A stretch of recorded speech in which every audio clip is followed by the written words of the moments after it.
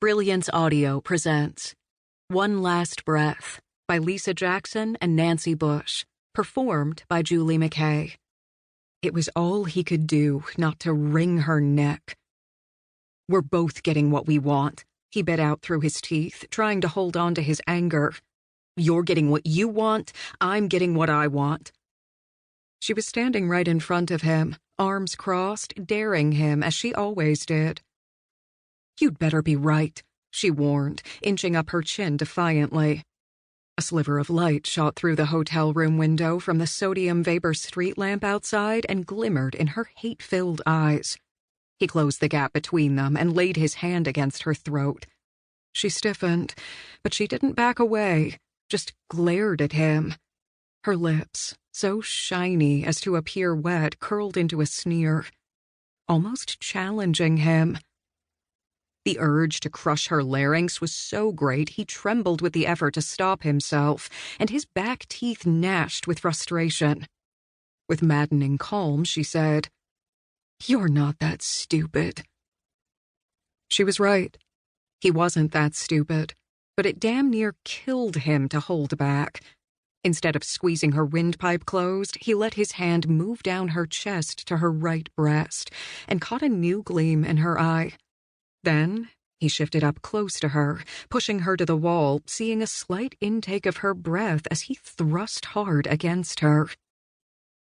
"You're disgusting," she muttered as his mouth came down hard on those sneering lips.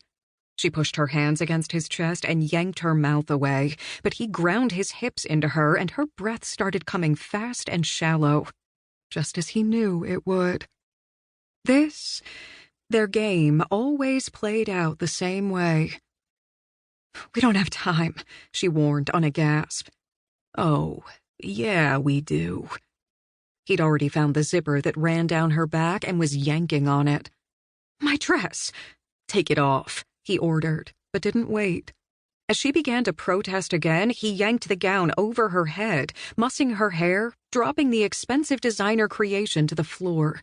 Then, using his weight, he forced her to the carpet as well. Her hands reached up, pushing off his suit jacket, working the buttons of his shirt, stripping him as he skimmed the slimming panties down her legs and kicked off his own binding pants.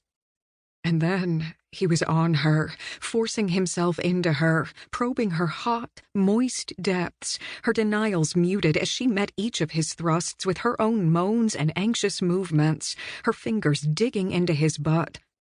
He had to admit, she was the best piece of ass he'd ever had, and he'd had scores. In the midst of one hard plunge, she shuddered and gasped. "When the wedding's over." "We're strangers," he finished for her.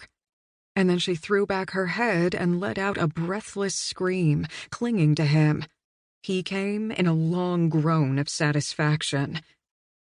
God, he thought, a bit dazedly. I could be with her forever.